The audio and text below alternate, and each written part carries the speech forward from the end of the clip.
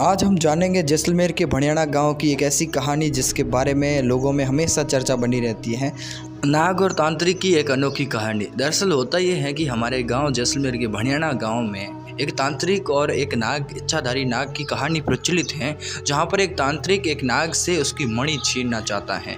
एक ऐसा इच्छाधारी नाग जिसके पास मणि होती है, जिससे वो तांत्रिक अपनी विद्याओं को सिद्ध करने के लिए उस नाग के पीछे पड़ जाता है। कई बार नाग का पीछा करने के बावजूद भी उसे वो मणि नहीं मिलती है, जिससे वो काफी टाइम तक उस नाग के पीछे पड़ा रहता है। लेकिन एक दिन ये नाग इस तांत्रिक से परेशान होकर के इस तांत्रिक की सारी शक्तियां छीन लेता है। इसकी सारी शक्तियां छीनने के बाद ये तांत्रिक मूर्छित हो जाता है और इसी मूर्छित अवस्था के कारण इसकी मृत्यु भी हो जाती है। इसकी मृत्यु के बाद इसका शिष्य इसका बदला लेना चाहता है और इसी स्थान पर पहुंचकर इस नाग की खोज में लग जाता है। कई दिनों तक नाग की खोज करने के बाद इसको पता चलता है कि इस पानी में छुपा हुआ है, तो इस पानी को अपनी शक्तियों से गर्म करता है, जिससे यह नाग बाहर आ जाता है और यह इसको पकड़ने के लिए भागता है।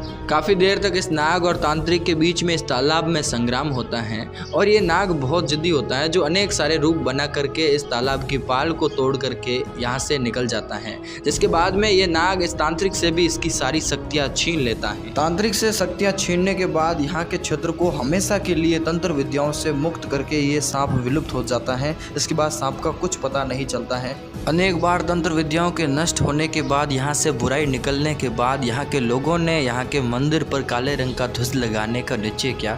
तब से लेकर के आज तक यहाँ पर तालाब के किनारे पर बने हुए मंदिर को तांत्रिक विद्याओं के विरोध में और तांत्रिक विद्याओं और बुरी शक्तियों के विरोध में यहाँ पर काले रंग का ध्वज चढ़ाया जाता है, जो आपको यहाँ पर देखने को मिलेगा। और यहाँ पर किसी भी तरह की तांत्रिक विद्याएं नहीं चलती हैं।